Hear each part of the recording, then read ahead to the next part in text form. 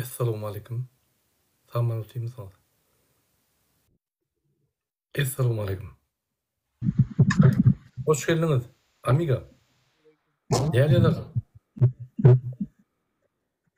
Walaikum assalam. Tema açık tema yankı sabodiyeti. Kim neyme soru verse cevap veriyor. Bir de şöyle bir soru var. Bana da neyme planlar ediyanız birleştikten sonra. Yani şu planlar üstüne işlev otuyor. Her kim böyle plan öldürüyor. Amiga sesin sen yanlış evet çıkıyor. Sesin yapayım da kıyın olman. Şoň üçin planlar tip bolan, tek planlar makullyk ýöne her kim öz plany boljak. Ýa-ni şol birleşmeň planlary boýunça ýöne görüşdirilýär. Her bir topar görüşi dowam etmeli, durmaly. Umumy edilýän planlar bar we aýratyn her toparyň öz edilýän planlary bar. Şoň üçin her toparyň öz edilýän planlaryny her topar öz dowam edýär. Onu birleşe gireni ol ütken ok görüş dowam edilýär. Ýa-ni ýakyna BRICS boldy da. Siz bilýäňiz 15 ýyldan gowrak Rossiýa, Ýewropa we Amerika alternatiwy etjek bolup BRICS kampaniýasyny ýygmatda. BRICS döwletleri ýa-ni Ýewropa birleşikli döwlet etjek bolýar. Şoňa häzir täze men ýalňyşmasam 5 ýa 90 ýylyna girdi. Ine şolar ýa-ni Putin şoň valutasyny öküzdi. Häzir biz valutany çykarar saat diýip. Ine şu boýunça näme pikirleriniz bar? O zaman benim öz pikir maýdan. BRICS boýunça men ertir ýetişdim bir reportaj etjek bolýar gadaklar bilen şu BRICS'in ýagdaýy boýunça urs diline. Köp adam maňa jaňa diýär, "Ay bu torda Ýewropa bitdi, Amerika bitdi, häzir BRICS bolýar." Ýa-ni indi Ýewropa bu torga galýar, Amerika bu torga galýar. Häzir bir topar döwletler birleşdi. Ine şolar birleşip öz valutasyny çykarýar. Amerikan valutasy ýykylýar. Ya ýene bir zat. Birinjiden bu pikir men pikirimçe ýalňyş. Näme? Serdim. BRICS döwletler 90 täze döwlet girdi. Kim girdi? Afrika döwletleri, gowşak döwletler girdi. Hytaýam, Rossiýada we beýleki BRICS giren döwletin olaň arzuwy haritlaryny Ýewropada satmak. Ýewropada, Amerikada birinji valuta berk, sistema berk, tehnologiýa berk we döwlet guruşy berk. Demokrat sistemasy. Ýagny diňagramlyk sistemasy gaty berk. Masal üçin bir adamy baglanýan, bir partiýa baglanýan her türlü ýerlerde, ýa-ni ugrlarda, her türlü gatlaklarda, her türlü derejede öz diňagramalygy bar. Şoň üçin o döwleti ýykmak kyn. O döwletin sistemasyny ýykmak kyn. O döwletin ekonomik sistemasyny, siýasy sistemasyny, sosial sistemasyny ýykmak kyn. Mümkin näl. Aç krize geçer, ýa-ni ýalňyşlyklar tapylar, ol düzeldiler, ýene de gider. Aç krize düşer, ýene gider. Ýöne ýykylmaz. Rossiýanyň ýykylşy ýykylmaz. Ya Gazakstanyň, ya Türkmenistanyň ýykylşy ýykylmaz. Diktator sistemada bir adam jogapkärçilik alýardy. Şol adam hemme zat edýär. O mümkin näl. Bir döwlet dolanjak bolsaň 24 saat 12 ýyl 10 ay dolandyryp bolmaýar. Real näl. Men günaýdyn. Men bir näçe kampaniýalarym bar. 24 saat dolandyryp bilemok. Şoň üçin men Astrent ýa-da gijelerine bir adam işleýär, gündüz başga bir adam işleýär, menim gapdyryny işleýär. 3 bolup dolandyrýar. Minimum. Onam şol beýleki adam çalışyp dur. Orada 4 adam bolýar. Men bilen 5 adam, 5-6 adam dolandyrýar. Şol kampaniýalaryň ýa-ni nemelerini. Gaty kyn mesele. Şoň üçin bir döwlet dolanjak bolsaň, ol bir firma da hatda uly problemalar çözmeli. Iqtisadiýetde, ýa-ni sosial problemalaryny, tehnologik problemalaryny, kommunikasiýa problemalaryny, döwletiň altına geopolitikany alyp barmaly, siýasat alyp barmaly, öz döwletiň siýasaty geopolitikany alyp barmaly, siýasat problemalary çözmeli. Bir topar çuňkuny, ýa-ni ortada ýa wyzyflar, ýa-ni bir topar şu ýaly çynşy ýagdaýlar dürep dur öz-özünden. Olary wagtyny çözüp kompetensiýany bolup, ýa-ni bilim taýdan belli bir bilimiň bolup, tejriben bolup çözmeseň, ol gurban uly serdar ýaly diletantlar o meseleleri çözülýär. Şoň üçin Türkmenistan iň ýygy yani Koreyan yanlarına ne de sosyal problemada, ne de iqtisadiyette, ne de siyasi problemalarda öňe çykyp bilenok. 33 ýyldan bäri biz öňe çykyp bilenok. 34-nji ýylda yani şu diktatorluň dolandyrşy Türkmenistanyň emele gelmegi. Biz şu 34 ýylda bir günem azat ýaşap görýändik. Bir günçük. 34 ýylda Niýazowyň yktyýaryna, bu Berdimuhamedowyň yktyýaryna ýaşadyk. Ýöne halk azat, döwlet azat bolup görýändik. Bir günçük. Şoň üçin Walkim salam. Şoň üçin şu BRICS-taky bulan arzulary bu agdynyň çykýa bolýan, ol mümkinler näçe. Şu BRICS esasy ýani çykarýan döwletler ýa-da harit çykarýan döwletler hemme haritlaryny Ýewropa we Amerikada satýar. Sebäbi Ýewropa bilen Amerika dünýäň bir näçe bölegi. Adam sanyna 1 milliard 7 milliarddan olsa 7'den 1 bölegi bolýar. Ýöne pul meşgulüne dünýäň bir 40-50% bolýar. Anyň New York ştatynyň WWP'si, ýani aýlanýan puly Russiýanyň bar aýlanýan pulundan ýokary. Şoňaly Şoňaly Amerika ol güýçli, bay, industrial, tehnolojik we ýani ekonomikasy güýçli döwlet. Diňe özü hemme BRICS-y ýani bu basyp bilýär. Ýöne BRICS-e girmeýän Ýewropa döwletleri 32 döwlet bar. Onun 28'i men ýalňyşmasam Ýewrosoýuza girýär. Olaň güýçi, finans güýçi, olaň ýani harit çykarjy, tehnologik güýçi gatyly. Onu BRICS ýene 50 ýyldan ýetmeýär. Şoň üçin ol arzuwlar galýar.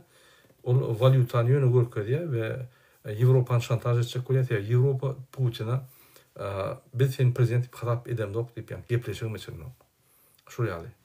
Putin doly maskara boldy bütün dünýäde we BRICS-de maskara boldy. Şu ýaly bir kan döwletler gelmedi. Öňki çeýenler gelmedi. Gazakystan men BRICS-e giýjek geldi goňşy döwlet. Şu ýaly oňa ynam ýok BRICS-a. Elbetde başarsa Xitay bilen Russiýa Ýewropanyň alternatiwasyny döretjek. Mysal üçin döretdi de alternatiwa. BRICS-iň valyutasyny etdiler de. Kime gerek bol? Xitayga gerek, Russiýa gerek. Ha bu Xitay alyp Russiýa haritlaryny satmaly, Russiýa Xitay'a satmaly. Xitay näçe milliard, 1 milliarddan ýokary ýylaty bar. Harit çykarş güýji gaty köp, tehnologik güýji gaty köp, şuň kunna. Şol Russiýa haritlary berenne öz ekonomikasynyň bir 15%-dan getirilmeýär. Ona diýmek Ýewropa bilen Amerika bolmasa bolmaýar. Şoň üçin Xitay öýdä alternativ döwletler we şu wagtda Ýewropa bilen Amerika bilen ykdysady gatnaşyp barýar.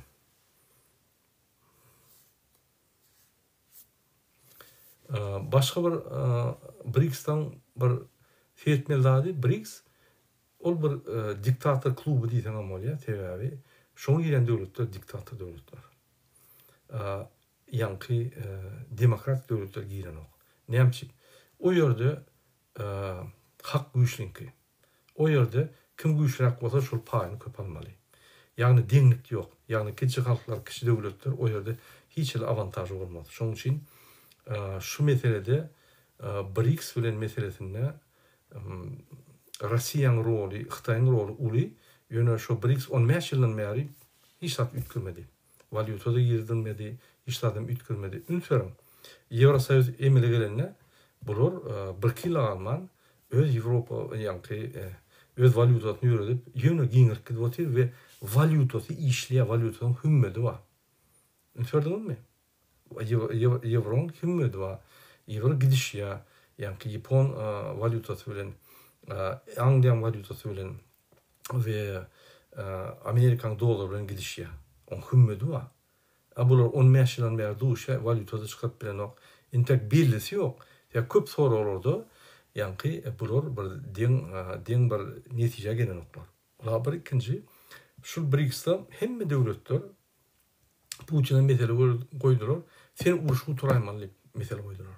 Hemmesi Indiýa da goýdy, Neme de goýdy, ýani Xitay goýdy, beýlik döwletler goýdy, sen uruşgy turaýman. Ha o adam möçberine olur köplük, ýöne ykdysady pul aýlaşyk meçberini olu aldyk. Şu ýaly. Şoň üçin BRICS-iň hiç bir netijesi ýok. Putin'in ol oýny alternativ okajak bolýar. Men hatap eden ýok. Men BRICS-de bir topa diktatorlar hatap edýär. Meni o ýerde hormatym var diýip öz hormatynyň badygyny dünýä görkezek bolýar. Şol ýaly bolmasa BRICS-de Rossiýa beýleki döwletler hatap eden o diňe öz awantažyny bolýar. Men öňem aýdýan Rossiýa soňky 300, 400, 500 ýyllar diňe beýlik döwletleri öz koloniýasy ýaly edýär. Alayda öňkü Sowet döwletleri. Türkmenistan döwlet diýen hatap eden ok. Umum aýdýar ýöne gerek wagt gurbanyny çekip koloniýa aýdýar. Sen şunu etmeli boldy. Gutordy. Elementarny bir jara sorak. 22 ýyla goly Raşid Meredov var. Şonu işten aýrylan oklar sebäbi şonu 50 tane lawokçaňa diýe 50 meň şonu. Ýa Raşid Meredowyň üstü bilen Türkmenistan kontrolünde saklanýar. Ine Türkmenistan şonuň üçin Rossiýaň ýa-ni aşagyna ýerleşýär. Men keypini aýdamok adatlyk almaly. Biz garşylyk almaly. Biz Rossiýadan adat bolmaly, garşylyk bolmaly. Biz gurbanly diktatordan adat bolmaly, garşylyk bolmaly. Biz häzir двойной удар ýaly, двойной обложка dotýar. Birinji обложка Putin, ondan aşağı обложка gurban boly. Biz saklapdyk. Putin'a şuraya daş döwrünek döwletlerde şuraya diktator bolsa dolundurma alsa jaňa diýip birini aýdýan bolýan. Hemme döwleti ýöne ýa-ni aýagyna egdirýär. Egerde parlament bolsun, prezident bolsun saýlanan, şo ýerde suwutlar saýlanan bolsun, Putin'in aýdana aňyrda dursun. Jam edilmeýär. Mu bar ýok bolýarlar. Şo zatlardan gorkýar, bar ýok bol diýseler, diýmek şo ýerde şu döwlet öz siýasatyny ýürüder. Öz siýasatyny ýürüdende birinji bilen öz awantažyny sereder. Näme Türkmenistan hiç ýere 33 ýylda gazyny çykaryp bilmedi. Diňe Hytaýa. Hytaýa Rossiýa gözüň ýumdy bolýar nimede diýip, Hytaýa Rossiýanyň ýa-ni soýuzny. Başga ýere çykaryp bilýänler. Çykarmady. Başga ýer niri? Pakistan ul bağlar ince ul bağlar. Ýöne Afganistanyň üstüne geçmek kyn bol, sebäbi o ýerde turup goýsam ýarlar durur, nalog tölemini bolsun, bir topar problemat bar. Pakistan bilen töleler, ýa-ni kynlaşar, India bilen töleler, kynlaşar seret. Rossiýa şoňa hemme newdini berýär. India näme edýär? Şoň newtlerini alýar. Mejnarolun tanklarynyň üstü bilen ýa-ni Kiprň diýdi, beýlek döwletleriň baýdaklarynyň aşagyna tanklary giýýär, düşürýär. India şonu öz newdiýal satýar, gow baýlar bakadyn we Putin'a rupida berýär. Putin rupida pul alýar da şonu konversiýa etýär. Şol ýaly, ýa-ni bulaşdy. Şol ýaly Putin şolary newt ýa-ni gow hili harit berdi, şoň valyutalar bilen. Indi ferň Türkmenistan kim, Putin kim? Türkmenistan gadyn şöyle ilkin ýagdaýynda rupi berer. Nemen tawarlar dolup galar Türkmenistan'da Indian tawarlary. Biz näçe gyzy çaýlan gadymyzy nebedimiz şoňa ýa-ni arasda valyuta berilýän zada näçe bir tawar almaly. Näçe biz barter etmeli. Olam barter edene öz haritlaryny berýär, öz производствоны güýçlep iş ýerleri döredýär. Näçe biz gadymyzy alyp şolara baryp şolaryň tawar alyp oturmaly. Näçe biz valyuta satmalylar, valyutany satyp täze tehnologiýa getirip täze zatlar öndürip biz iş ýerlerini edip daşyrdy satmalylar. Mysal üçin India, Pakistan, Afganistan, İran, Azerbaycan daş döwrüni satmalylar. Biz adatlygy çykmasak biz çök galýat ona ýetmeýär. Ünferin Azerbaycan. Olan bir diktator döwlet. Ýöne internetden ma hemme adamma näil ötkül bolýar. Näil ötüp ýa büdjetini doldurup näil ýa-ni Armeniýadan öz ýerini basyp aldy. İýnaldy. Özbekistana terden ötkül bolýar. Biz Özbekistana gidip gulçuluk edýär, gul bolup işleýär. Özbekistanyň dünküde jaňytdylar, murada indi bäze zat ýok. Biz bir başga döwlet tapmaly ýa Türkmenistan düzeltmeli. Biz Türkmenistan düzeltmeli, başga naç ýok. Birinji bilen Türkmenistan düzeltmeli.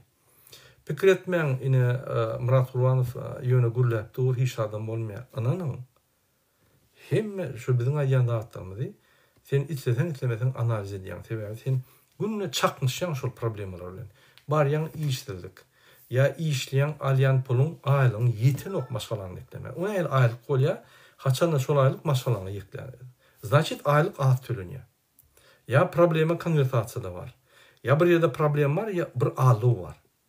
Sebebi sen işleyen günün işleyen yani aylığın sana maşgalarını yetmeli. Ne yapıp Avrupa'da yetiyor, ne yapıp başka devletlerde yetiyor, Türkmenistan'da yeten ok. Sebebi ol pulu bize gelen haritler köpsü taşıttın geliyor. İçine haritlerin bahası yukarı. Şu pulu şu yani büdjette hesap edilen haritler at bunu. Двойной buhalteriya diye. Yani bütün dünya kurumları için bir statistika veriyorlar. Yönü hakiki statistika başka gidiyorlar. Şunun için biz hiç vakit ötmüyoruz. Şu statistikanı bir olmalı, hakikat bir olmalı. Türkmenistan Qarabağlarını ayırmalı, Türkmen devleti Qarabağlarda valuta satmalı, açık bazada satmalı ve şu valutanın hükümetini saklayabilmeli. Onun için ekonomik işlemeli, siyaset gönül olmalı, doğru olmalı, aktivistler kovulap, gözlep, pul sarç etmeliler. Qaytip sosyal kömegini versen aktivistler teni oluyor. Ters yankı seyretmeli hem de terslerle düzük seyretmeli. Bir kanunçuluk etmeyeni koymalı Berdimuhamedovlar. Açık sayılı etmeli. Güçlü adam öne çıkıp Türkmenistan'a gitmeli. Yine etmeli işler. Şunun için biz şu noktada yine gelmesek, yönü kösünür durur, ölüp gideriz. Durmuş kıyıtkadır, inanın.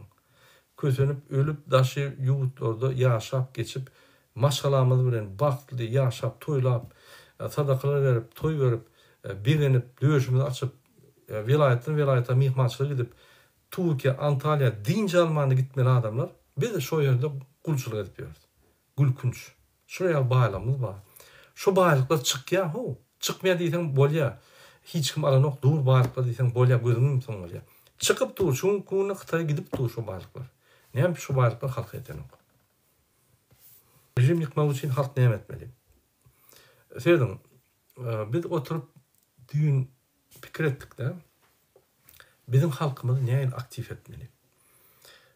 Rejim yıkmak için birinci bilen halk öne çıkıp köşkününe varıp Kurbanlı ve Serdar Berdimuhamedov arayış edip Türkmenistan'da hakiki sayılı geçip teyada sayılı geçip teyada adamlar sayılmalı. Olur ki parlamentin doğulu yani parlament adamları kanun çıkarıcı hükümeti sayılmalı. Onun aşağını yani vilayet parlamentaryaları, etraf parlamentleri yani etraf parlament yani etraf sovyetlerini o sovyetlerini biz sayılamalı yani. Şu sayılan adamlar siz olmalı şu an. Siz çıkıp hani falşivi birdat etsin ya da ziyat kalsın ya da birdat etse siz böküp çıkarsınız şöyle. Sizin sesiniz var. Şu yerde yığınakta netice almalı. Hakkınız var. Prokuratura sayılanmalı. Prokuratura parlamentin aslında olmalı. Prezidentin aslında değil. Parlament bir yerde yani bir kançılığı oldu mu prokuraturanı büktürmeli. Prokuratura ılgap şunu bağlamalı. Kadiyetler adat olmalı. Prezident ve yerini yetirici hükümet bir olmalı. Yani bütün dünyada prezident, bütün devleti prezentasiya ediyor. Onun ayrıtın borcu var. Yine şu kuruluş sistemini kurmasak biz öne dönemedik. Yine adamla kalmak için ne etmeli? Birinci bilen biz kellemizde düşünmeli. Biz kim? Biz Türkmen halkı. Biz neyme birleştiriyor? Bizi birleştiriyen de teritoriya, deyip desturlarımız, bir dilimiz, mengdeşak, yani orta dilimiz, bizi neyme birleştiriyor? Köptün beri yaşak gelip bir tarihimiz var. Yani şu halkı birleştiriyen zatlar. Şimdi şu halktan aktif halk ne eyletmeli? Yani köçe düşüp bir kançılık olsa, bir adaletli olsa şöyle varıp yani barmak dikip şu dödürüyor adalet devleti saklap bilecek prezident değil. Hükümetim değil. Halk. Konstitusiyanı Türkmenistan yürütülecek halk. Ünsülen seyredin hedir. Neyme hukuk koruyan organlar konstitusiyanı yürütüyor yani. Elbette yok. Esas bozuyanlar şolar. Onam Kurbanlı ve Serdar Berdimuhamedov komanda veriyor bozma deyip. Sizin konstitusiyası olacak yok deyip. Diyeyim hep. Türkmenistan konstitusiyasını kim korumalı? Dini halk. Başka koruyup bilecek yok. Prezident yani garant ol konstitusiyanı koruyacak deyip garant ol yani boş. hukuk koruyan gurumlar, konstitusiyanı korumalı gurumlar boş. Prokuratura mafya, suutlar mafya, organlar mafya. Gurumany näme etseňiz dedim, kimi taladyňyz talan, gaýdyp talan, yerlerdäki, ugullardäki, vilayetlerdeäki adamlar talan, nalog goýun, jerime talan, şolaryň pul bolmasyn merkeze gelmäni diýär. Ünitberiň. Men käwagt özüme soru berýär. Şular halka garşy görüşmeni haçan betetjek? Näme halktan biz saylandyk diýip bütün dünýä jary edýärler, ýöne halka garşy görüşýärler. Näme sebäpli? Sebebi burun hemmesi yalan. Saylawlar yalan. 70% поддержкасы var yalan. Näme 70% поддержка bolsa, ine mysal üçin, men 70% поддержка bolsa, любая позиция bolsun, men alýan tesleri. 70% alýar. Serdar Berdimuhamedov. Hani bir opozisiýany getirýän o. Türkmenistanda. Gorkup sırada öldürüp batıp yok diye. Näme sebebi bilýär, hakyky 4% sesi var. Başka sesi yok. Näme etmeli? Diýmek basyp saklaýmadan saklap onu. Şol hakykatlar halk bilmeli. Onuň halk şu hakykatlar bilse, halk bizden akylly, özü analiz edip pikir edýär. Bular bizi hiç yere eltmeýär. Bular bizi katastrofa eltýär. 33 ýylda biz katastrofada ýaşadyk. Biz ýaşak gider, bizim parahat atmanymyz şulara baglanýar. Öňüm bar, soňum boljak, hiç tat bolmaz. Siriýe bolar, onu bolar diýip, bu emheme, ýa-ni emheme pikirler. Ýürüde halky gorkunmak üçin. Emheme halky gorkup saklaýar. Tutup gorkudýar, asjak diýip, şurýaly bir opozisioner, bir ideýalar aýtpasa, ay bu Siriýe çek bolýar Türkmenistan. Oho, dogon, Türkmenistan Siriýeden beter.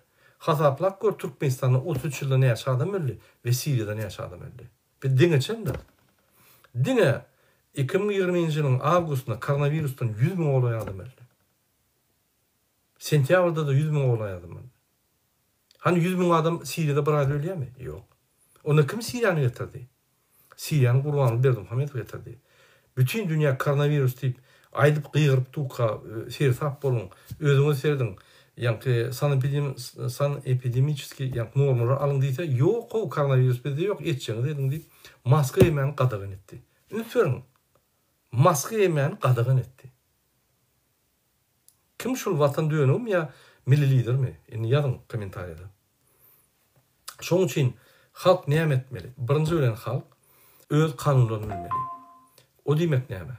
O diýmek şol kanuny düşündirýän cemiyet, yani cemiyeti östürücü bilimleri, maglumatlar berýän adamy dinlemeli.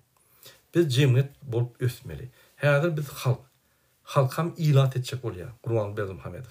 Tegi barlyklarynyň işimiz bolmasyn, biz özümiz oglar salar, öz meçhitlerimiz salar, öz yani şäherlerimiz salar, işimiz bolmasyn. Barın işleň daşy ýurtda o ýerde yani agdyňy açyp ýöremen, pasportyny soňky işte ýygna balar diýip gorkuda saklaýar, görýärmi? Bir liniýa gorkuda saklaýar.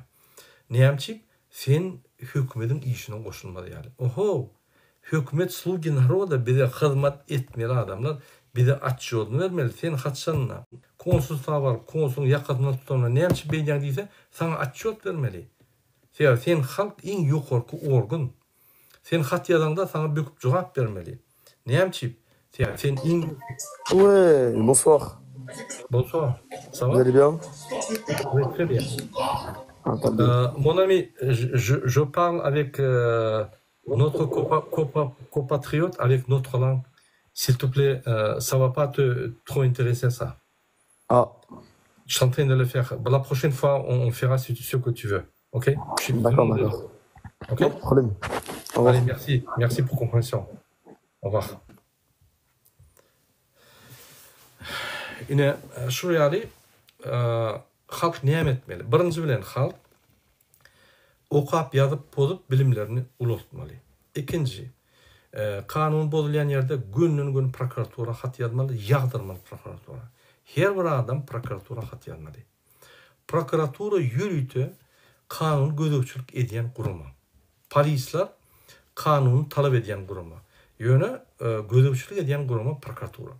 Biz prokuratura yüzlenýäs, goý jogap bermedin. Biz hat bilen doldurmaly şonu. şurada yanlışlar var, şurada. Eğer de siz prokuratura yazmasanız, prokuratura gelip sizin üstünüzden bir-birden basıp alıp, yani türmeye alıp, şunun norması var.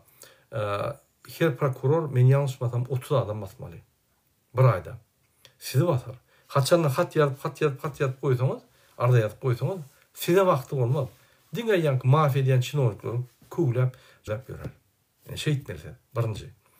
İkinci, biz jemgyýetimizi östürmeli. Jemgyýetiň 3 tane derejesi var. Jemgyýet, ýanky birinji derejesi, grazdan jemgyýetiň birinji derejesi. Jemgyýet bilen halkyň tapawy mesele aýdyn.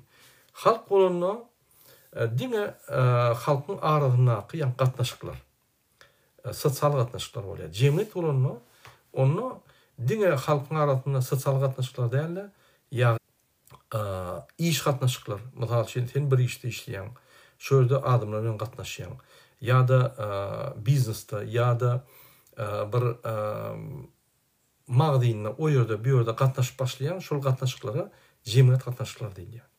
Sen tanamayan adam bilen gatnaşýan. Halk bolsa öz tanışyna, garyndaşyna toýa bar ýa-da diýär.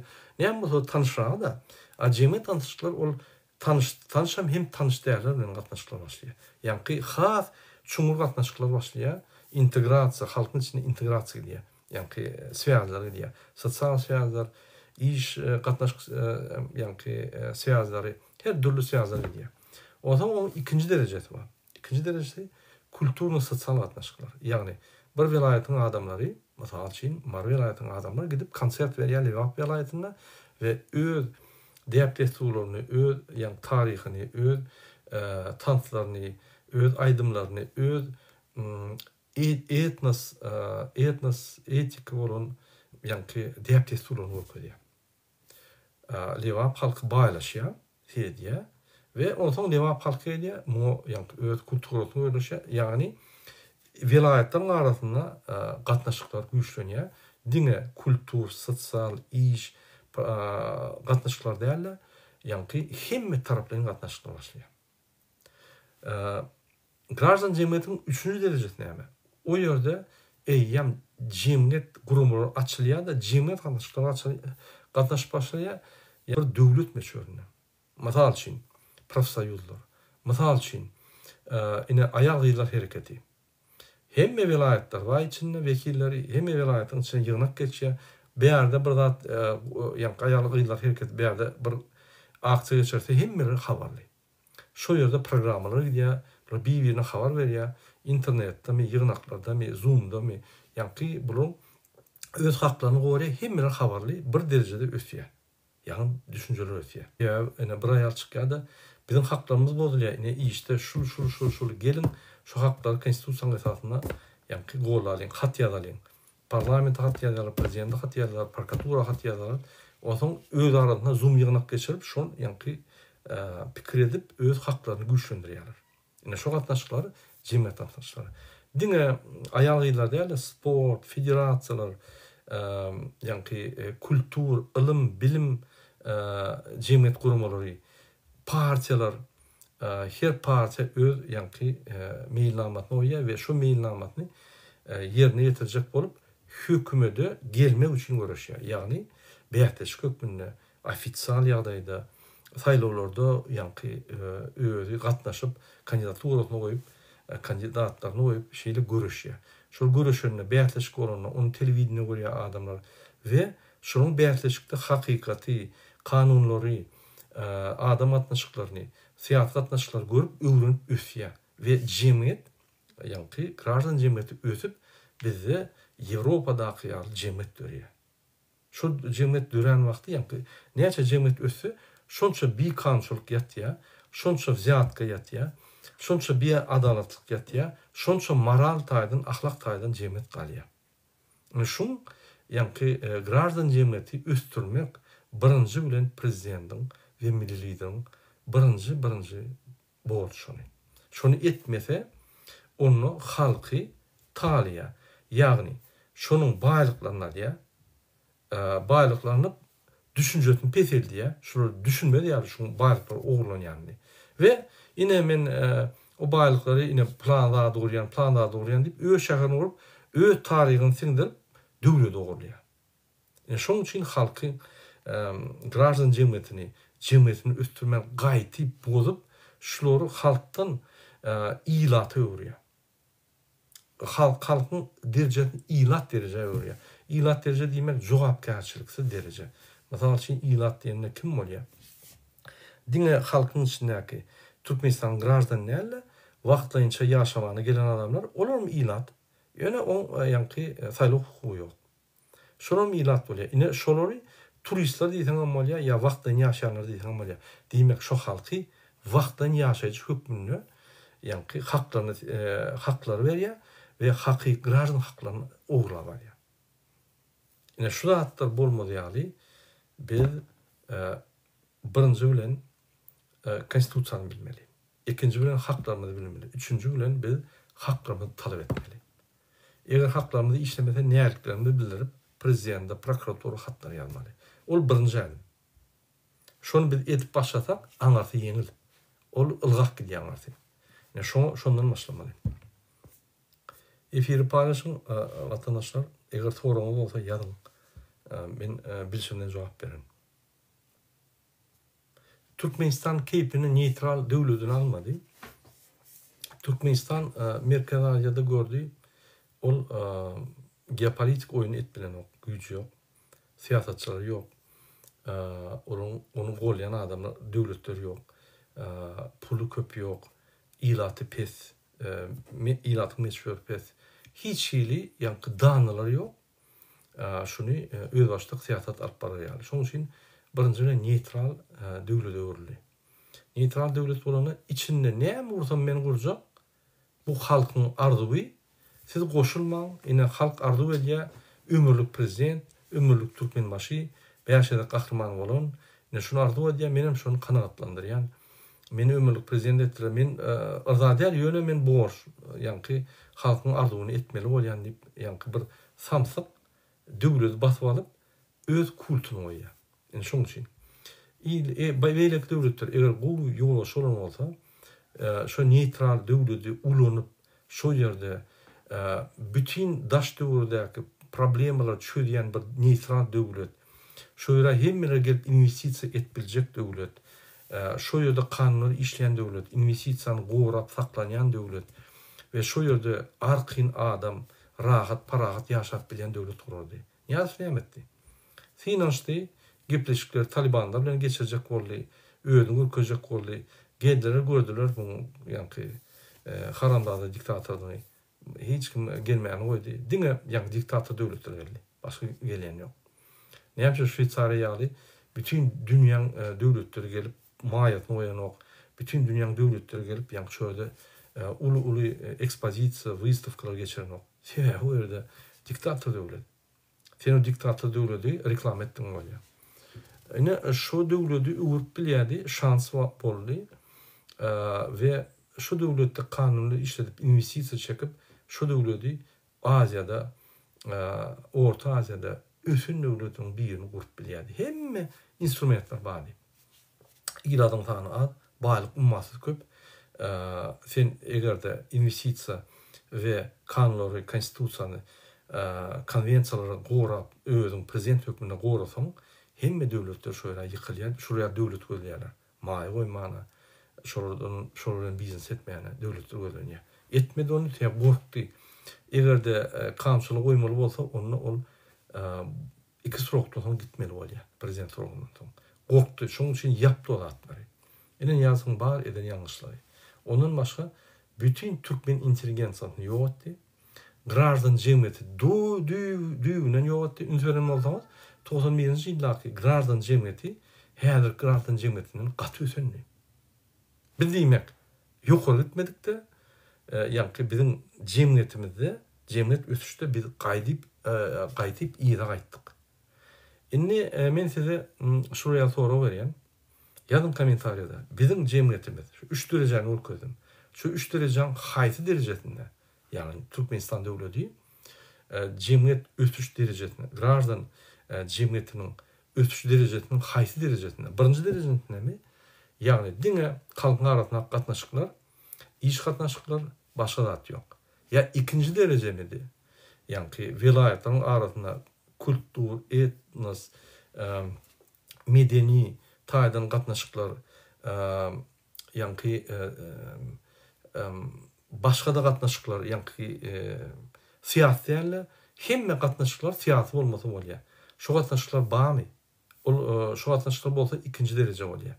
Üçüncü derece bolsa hem iş gatnaşyklary, hem vilayet arasynda gatnaşyklar, hem ýa-ni professionalny soopşta jemgyýetler, mesela üçin profsoýuz diýdi, aýal gyýlaryň hereketi, mesela üçin awto ulawçylaryň hereketi, ýa-ni atçylaryň hereketleri, bir topar hereketler, jemgyýet hereketler, ýa jemgyýet gurumlar öz jemgyýet gurumlaryny açyp, şol umda barýan adamlar öz kanunlaryny, öz haklaryny gorap, şol ulgumy östürür ýaly halkyň tarapyndan hökümete ýa maslahatlar berýär we halkyň tarapyndan hökümetden talap eder ýaly jemgyýet gurumlary. Siýasy gurumlar. Ýa öz başlyk siýasy gurumlar. Şol 3-nji derejede jemgyýetiň ösüş derejesiniň 3-nji derejesinde bolmalydyr. Indi bizim Türkmenistanymyz şu günne haýsy derejede? Şonu kyn görmän ýalyň näme pikir edýäňiz? Salamu alaykum vatandaşlar. Biz ýalnızca jemgyýet barada guruluşdyk, ýa-ni grażdan jemgyýeti barada. Kimin näme soragy bolsa, şul temada aýdyp bilersiňiz, men düşünjämi düşündireýin. İkinci, ine BRICS bolly, şo BRICS'in men gysgaçyk ýagdaýyny düşündirdim. Şo ýerde diktator klub diýsen bolýar, şolar üýüşüp Ýewropa degişler Amerika garşyda şolan bir gurum açyp BRICS diýen gurum. Şo ýerde ýa-ni bular alternatif valyuta çıkaracak, alternatif bir Ýewropa diýen bir hereket kuracak, ýa-ni birleşik kuracak we şo ýerde bir özümüz boljak. Ýewropa degişler, Ýewropa ýok bolsun, bizden haryt aljak bolsa, ýa-ni bizden valyutamyzy alsyn diýip, şo ýa gurum kurjak boldular, ýöne 15 ýyldan beri etkiler, o hiç netijesi ýok. Ondan başga ülkelerin Rossiýa öz wliýanyny saklajak bolup, Şnos, BRICS, SNG, ýaly bir topar gurumlar gurdy, hemmesi boş. Hiç nime ýok, sebäbi Rossiýanyň özü lider däl. Rossiýanyň özü monopoliýasyny, ýa-ni ilim bilim gurda öňe gidiş monopoliýasyny ýitirdi. Öz içiniň halky, ilim bilim alan halky Rossiýany taşlap gidip oturýar. Rossiýanyň içinde ine men habarlar apdym, ýagdaý gata kyn. Şo ýerde spesialist ýeten ok. Şo ýerde hükümete gelýän pul köp, goz zakat köp, firmalar ýok. Ýa-ni hatta biznesmenler ýok, şol goz zakatlary ýerine ýetirip ekonomikany aýlar ýaly adam ýeten ok. Ine Rossiýanyň ykdysady güýjü gaçyp başlady. Iqtisad aýlanyş güýjü gaçyp başlady. Onu diýmek, diňe tebii galyň, ýa-ni tebii baýlygyň üstüne bay bolaýmasa on variant kalmady. Ýuwaş-ýuwaş, ýa-ni bedelip gider. Perspektiva ýok. Şoň üçin Rossiýa häzir goşulan öňütmede Rossiýa bilen bile aşağı çöker. Tersap bolmaly. Ýöne beýleki döwletler, Türkmenistan, Kırgızstan, Özbekistan, Kazakystan ýaly döwletler Rossiýa goşulanyna kömek üçin däl, onu talap üçin goşulýar. Mysal üçin Rossiýa gelýän harytlary Kırgızstanyň üstüne getirip Kırgızstanda esas pribilini goýup Rossiýa ýagny geçirip goýarlar. Ýa-da Türkmenistan Rossiýa ýykylan wagty gidip benzin satýar, ýa-ni dizelini satýar, benzin satýar, Rossiýadan pul sorup almak üçin. Şoň üçin hemme döwlet öz arasynda bäsleşip geçýär. Ulu Rossiýanyň koloniýasy bolsa da, şondan ýa-ni şu aýdan giýenler çöp dişläp alyp bir hakyny alýar, ine şuň arasynda da şo ýaly. O dogonluk, partnyorski, ýa-ni gatnaşyklar ýokdur. Ol yalan. Televizyon kanalları doğru yalan. Sebebi bular mafya. Bular mafyada kim ondan bir zat koparıp bize şükür ediyor. Ne şo ýaly. Ýöne mafyanın ýolbaşçysy Putin ve bulan kiçik mafyalar. Putin nalog salýar, Gurbanly Berdimuhammedow şonu etmeli bolýar. O nalog diýmek ýöne pul akdyp bermeliler. Plan ýerde bizi golla. Plan ýerde gazyň ber. Plan ýerde onuň et. Plan ýa-ni häzir Iranyň duşy gurnuş şöyle bir zat tap diye. Onu Mahtumulin 300 yılına Putin çağırıp şöyle Putin'e hizmet edip İran'ın prezidenti bilen duş geçirdi ya. Sebebi Putin İran'ın barmağını okya öňkölek İran prezidentini öldürdüler. Putin'in morkya. Şoň üçin Türkmenistan neytralny döwletde ýa gepleşik geçirip gaýdy, ýapyk gepleşikler. Putin'in hyzmatyna gurban bolayım. O men gurban boly bilen açyk ýaylamada siýasatda gürleşip biljek. Bilemok men utarmy utmarmy bilemok ýöne gidişibiljek. Onun tecrübesi bahadır elbette 17 ýyldan bäri döwlet olanyp gelýär. Ýöne men şonuň siýasy diskursyny, ýa-ni siýasy gepleşigini ýa şuraya çykyş edip öz siýasy pikirlerini aýdanyp görmek. Diňe okuýa ýa tutýa ýa telesuflorda okaýdy. Men şonuň ýa-ni bir geopolitiki ýa siýasat tarapdan bir ýerde diňe Türkmenistanda da içinde bir ýerde çykyşyny görmek. Antalya'da maskara bolup gaýtdy. Hiç yerde göremok. Mümkün güýçlüler. Söz yok. Ýöne men göremok şonu. Şoň üçin siýasatda men bir 4 ýyl stajym var, ýa-ni ýöne günne kitaplar okap, günne analiz edip siýasatçylygyna gatnaşyp Ýewropada nime diýen men gidişip bilen kadýan ine biz alternativ saýlawga geçirdik. Şo ýerde biz uttuk diýip berdim Hamedow. Bir aýla bize giýje unid öz propagandamyzy atpardyk. Egerde efir görün bolsaňyz 2022-nji ýylyň ýagny 13-nji fevralyndan 12-nji martda çelterdim. Günne çykyş edip men siýasat programmalary düşündirdim. Sonra jogap berdim. Men hakyky saýlaw propagandasyny atpardym. Olar hiç adam atparmady. Serdar Berdimen hiç yerde çykyş etmedi. Diňe o ýerde börde günne telewizorda görkezlerdi, oň adyny gürledler. Ýa-ni şuly diýär, şuny diýär da tip ýöne öz söz bolmady. Şonu ol 70% aldy ýöne biziň ýa-ni saýlaw sistemamyzyň şoğdu boýunça, ýa-ni hata boýunça biz 72% aldyk. Biz ikinji tura gidip şonu uttuk. Serdar Berdimuhammedow. Men gün gördüm ikinji tura geçenini. Geçti şol. Gynan tapda. Şol Türkmenistan içinde bir saýlaw oýlanan adam 10% aldy. Hemme opozisiýadan ýokary aldy. Men onu da gördüm. Ýöne durmuşda ýeti mümkin men utular. Olam durmuş sebäbi o seslerine de bagly. Diýmek, egerde meniň aýdýan meýilnamalarym, planlarym, maksatlarym size gerekli bolsa, siz ses bermersiňiz. Elbette. Ona başga birine ses berersiňiz. Kimiň meýilnamaty we aýdýan işleri ukyp güýçlü bolsa, ona ses berersiňiz. Bu normal. Bolmaly açyl. Şuna beýatlaşyk diýilýär. Ýa şu beýatlaşykda Serdar biz tuttuk. Gurban bolmasa da utardyk. O ýerde gurbanly siýasatçy men güýçlü siýasatçy däl, ýok. Ol halkyň isleýi halk şoladan doýdy. Ne şu doýuny görkezýän saýlaw boldy. Şolu isleýän nokta şonu. Ne şu boldy. Mümkin ol güýçlüdir, mümkin saýlawlar bolanmalsa, mümkin ol hakyky meýilnamaty bilen çykardy. Egerde ýa-ni opozisiýa bilen saýlawlar bolanmalsa, beýatlaşyk bolardy. Mümkin häzir başga gurbanly boldy, ýa başga Serdar boldy. Haçanla saýlawlar bolmasa, haçanla beýatlaşyk bolmasa, onu bol bilýär de bar saýlanjany. O meýilnamany, o Aliýewiň meýilnamasyny ugurlap gelip şonu ýa-ni görkezlerde Türkmençe geçirip Türkmen ýa-ni adaptasiýa etdirip Türkmen döwletine. Şol geç gitdi häzir saýlawlaryň meýilnamalaryny sonra Serdar Berdimuhammedowdan aýdam bilmez. Bilen okda, öz ýalan ok, bilen ok. Mysal üçin bizden sonra biz aýdaly. Hikmejik düşünüreli. Ol bilen ok. Ine şun tapawdwa şu royal tapawdwa haçanla bir adam hakyky saýlawlar geçip seçip şuryaly netije alansa seýär bu tejribe. Bu tejribe ine biz çykyş edýär soraw jogap berýär. Bizim jogap bermek hak öwrünýär şu sorawlary. Statistika analary ýaz. Umumy dünýäň tejribesine seýär. Bizim döwletimiň ýa-ni halkymyzyň dertli uruny seýär. Halkyň islerine seýär. Ondan jogap berýär. Bol näme bolmaly? Türkmenistanyň gol çeken konwensiýalaryna seýär. Jogap berýär. Şeýle jogap bermesen başgaça jogap berip bolmaly. Ýöne kelläň geleni aýdyp bolmaly.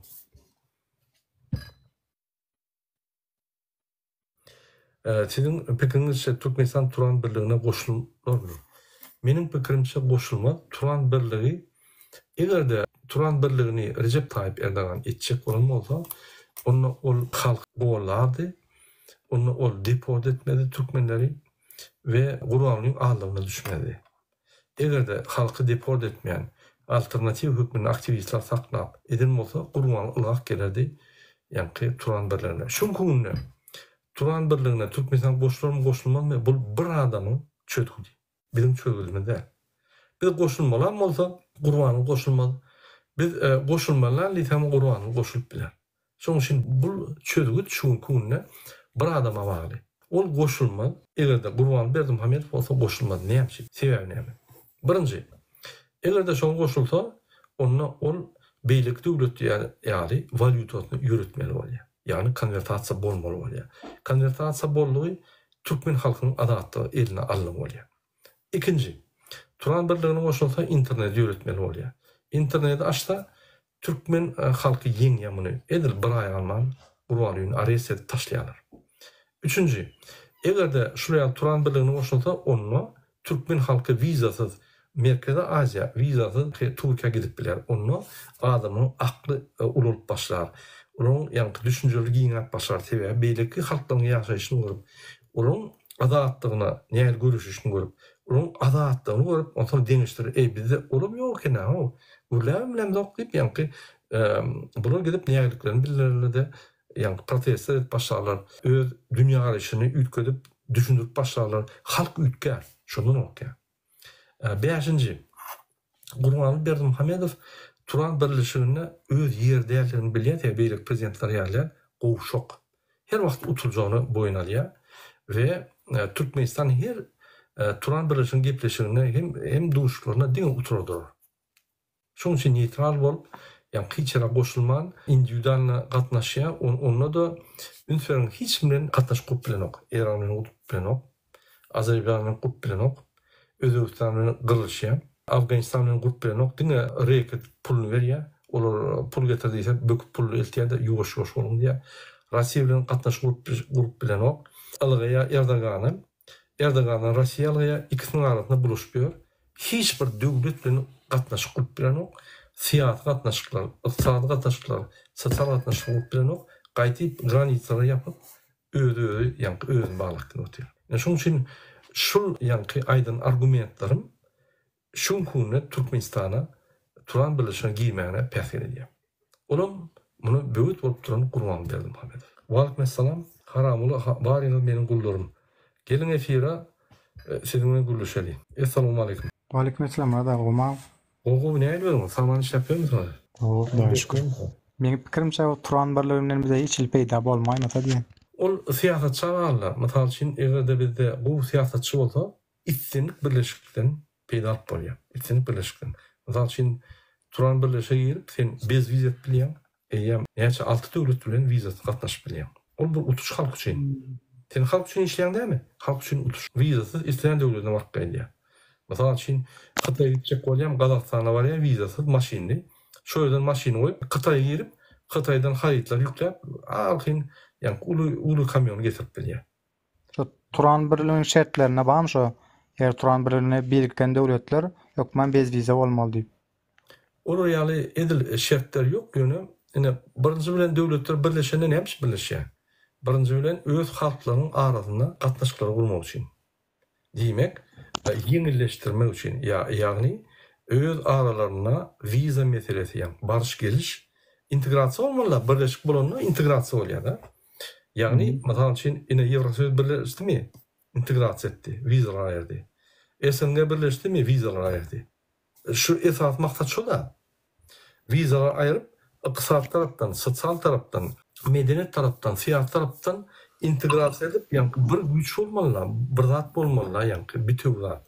Şoň üçin şonu etjek bolsam birinji bilen ekonomikany birleşdirmeli. Yani aratnaşyk, söwdaga gidip durmaly. İkinji, söwdaga gidip durmak üçin halk barıp gelip durmaly vizasyz. Çalt ýagdaýda. Ýa-da ýeňilişdiren viza hukmy. Şolar yani ykdysady hem östürýär, gatnaşyklar hem östürýär, iki halkyň arasynda dostlugy, birleşigi, bir topardady östürýär, integrasiýany östürýär. Ýene şu esasy fundament. Etkinlik bir birleşigiň fundamenty şu. Ondan siyasi birleşik diye. Siyasi birleşikinde ne? Bular birleşip mesela için OON'na ya başka bir halkara meydançılarına ses veriyorlar. Uyuşup ses veriyorlar ve bir oluyorlar mesela için. Türkiye karşı bir kanun çıkacak oluyor ya konvensiya bir sanksiya yiyecek oluyor. Şu devletler çıkıp oluyor Türkiye'de. Şu yani sesler sebebi yine halkara kurumlarına sesler katı vacip. Mesela için ben yanlış batam Albanya devleti kurulu. Şon yankı 186 devletten bir mi iki devlet yeten ok ses. Şu devlete ses veriyor yani. Ondan şu devlet öz baştaklığını alıp yankı OON'na öz yerini alıp bilýärler. Yani OON'a giren devletlerin bir ses yeten ok. İstedik bir devletten ses olsa şular yankı OON'na öz predstavительstygyny goýýarlar. Ine şuraya orada gollu bolýar. Atı vacip. Ya da bir topar halkara konvensiyalarını ulunmakta ya bir halkara yankı problemalar, gatnaşyk problemalarında ya halkara misal üçin ýygnaklarda bir-birini golamak bolýar. Yani sen bir sistemada ýetbersiň olar bilen. Bir zonada, yani bir zona, bir sistema, bir ykdysadyýat, bir siýasat, bir sosial gatnaşyklar, jemgyýet gatnaşyklar, oňa miňdeşäk de egerde onu talap tutsalar, sen onu gorap bilersiň, sen erti tanyr edýär. Yani sen bir sistemada da hükümet taýyk taňy diýýär. Şu ýaly bir-birini golamady. Şoň üçin şu ýaly birleşikligiň esas maksady bezwiz, ýa-da ýeňleşdirilen wiza. İkinji maksady ykdysadyýaty birleşdirmek. Ýagny itlerin haýytlary Türkiýeden pes salgytdy Türkmenistana ýa Türkmenistanyň itlerin haýytlary gidip bilýär. Üçüncü ýa-da birleşik. Ýagny bular bir-birini goýar. Mesela için Turan birleşik bolsa onda Rossiýa öz koloniýasy hökmünden görmeýär. Sen Raşid Merez zınk bilýän, kabininden aýryp bilýän bar ýok bolup, sebebi indi Rossiýa arkasynda duran. Sen arkanda birleşik durýar. Häzirki günde kiçik döwlet bolmak gaty kyn. Sebebi globalizasiýa edip dur, uly konkurensiýa edip dur. Näçe döwlet uly bolsa, şonça o ýanky instrumentariýasy köp. Beýlik döwletlerden öňe derýärli, ýeňer ýaly konkurensiýada we gatnaşyklarda yani öz geopolitikasyny yürüler yani. Ine misal üçin. Ünfer Türkmenistan bir kiçi devlet, bir 4-5 milyon halky var we gapdyna Amerika bilen bolsa, bizim güýjümiz bolmady. Olar näme 350 milyon halk, biz 3-4 milyon halk. Biz şoňa bagly bolardyk. Rossiýa 150 milyon halk, biz 4 milyon, 5 milyon. Biz Rossiýa bagly. Daşam bolsa Rossiýa bagly. Ünferýärmi? Näme? Sebebi ol massa. O wliýaniýaty köp. Sen bağlap bilýär. Sana yani batışlar et bilýär. Seni käwagt geopolitiski, siyasi, ykdysady tupiklara sap bilýär. Döwlet ırınıp bilýär. Halky Türk prezident çalışyp bilýär. Ine mesal üçin Kırgızstanyna Jeparow üýçürip Kırgızstanyna samit boldy Merkez Aziýanyň şöyle Rossiýa nämelerden birleşeliň de bir özüne ýöreliň diýende Türkmenistan prezident turup gaç gitdi sırada Serdar. Birden Putin bilemedin şu söz aydıranı benim şöyle bolunu bilemedin deyip kaçtı. Şöyle oturan adam bir aydı. Kazakistan pikir etmeliydi. Özbekistan imzim oturdu. Tejikler yok Rossiya bilen bizim yolumuz bir biz bolmaly Rossiya bilen idi. Birleşe gelmediler. Putin näme etdi? Derrew tejik bilen Kırgızstanyň arasynda uruşturdy. Ýani provokasiýa edip şuraya uruş boldy. Kırgızstan territoriýasyny ýitip başlady. Ondan territoriýasyny ýitip başlady, halkga ýa-da prezident aýdýar. Şoňa bardy, Jeparow ýürüýdi, Putin ýanyna bar, ýaklaşa geldi, uruşam ýatdy, territoriýam geldi, hemme atdy. Şu ýaly zatuşy konfliktler bar da her döwletde. Putin galyp bilýär. Türkmenistanda da zatuşy konfliktler bar. Misal üçin kiçik milletleriniň arasynda, misal üçin spordy territoriýa Azerbaýjan, Türkmenistan, bu tarapda Özbekistan, Türkmenistan, bu tarafta Kazakistan, Türkmenistan, bu tarafta Afganistan, Türkmenistan, bu tarafta İran, Türkmenistan. Şu problemleri kaldırıp koyuyor. Türkmenistan uruşa girmedi, qatağır iqtisadi, sosial ve siyasi adaya giriyor. Yani şu yal bilýän edýär bunu. Maradaşım Raşid Merez diýen adam näme rollar ýerine ýetirýär? O hemme ministr çalışýar ýani. Şu saparmadym da urunma şol adam ýerine atýarlar. Raşid Merez Rossiya tarafından Türkmenistan'ın hükümetini kontrol edip saklamak ve şöyle bolup geçen dağıtlar Rossiya dağıt etmek için koyulun yürütü vice-premier. Ünferin olsam esas vice-premier var ya Türkmenistan'da. şonu Serdar melle bilen Gurbanla aýdyp bilmedi. Ya Gurban bilen Serdar hiç kim. Putin'in ya bullar itleri olar. Bu hiç adı bilen. O näle 24 ýylda vice-premier bir topor maskarçylykly ýalňyşlyklar, bir topor maskarçylykly ýanky alyp barýan işlerini, siýasatyny ýöretdi. Elden oklar. Ene men aýdyp geçeň. Pasport çalşany. Birinciden iň uly şoň ýalňyşlygy. Bütün dünýä konwensiýalaryny bolup pasportlar çalşany. İkinci, pulunu $10.000 bersen pasportyň çalşýar. Ol pasport mafiýanyň başlygy. Näçip Gurban Berdimuhammedow ýa Serdar Berdimuhammedow bilen okdur edýämiň. Hemme pasolşada, konsullukda konsul emhem işgäri, konsulun orunmasarları ýa-da şu konsulda işleyen adamın 80% emhem işgäri, wayenny ataşy emhem işgäri, diňe pasol emhem işgäri däl, ýani hakyky diplomat. Galany emhem işgäri. Näme bilen okdur edýämiň Gurban ýa emheme gurmasy bilen okdur edýämiň. Dol kontrol etdi pasolstany. Hökman ýetirýärler Gurbanly. Biz aýtdyk bir näçe de aýtdyk ony. Güller çöýde aýtdyk. Bilen okdur edýämiň bilýär. Aýrylan. Üçüncü, Raşit Meredov Gurbanlyň Niyazov öldürülünün şahyady. Hemmetini aýryp öldürdi, türmäge saldy, jadan hramı işden aýrdylar etdi. Diňe Raşit Meredov aýrylan. Bolmasa türmäge salyp öldürdi muny. Ya şahyat da bol. Edilen ok arkadan Russiýada. Ine bize maglumat geldi, şunu işten aýyrjak bolanyny Serdar, teýärde gelen adam işten aýyrjak bolanyny Lavrov jaňa diýär. Serdara näme teňe bir işimiz ýok, şunu aýyrma işinden. Elini deňräýme. Ço, dur. Ýanky turan birligi bar amrada. O. Olan bir propaganda olaýmasa diýen mene prosta bir halkyň ýanky kelesini bir başga ýana sowmak diýen ýalykda. Turan birligi ol Atatürk'ün arzuwy da. O gowy arzuw. Hakykatdan da gowy ol ýanky döwletleriň halklaryny östürjek guruma egerde gowy gurnap bilseň. Egerde Türkiýe dogrudan adalatly içine salyp, adalatly seredip, hemme halklara diň adalatly seredip etse, gaty uýuşly gurama.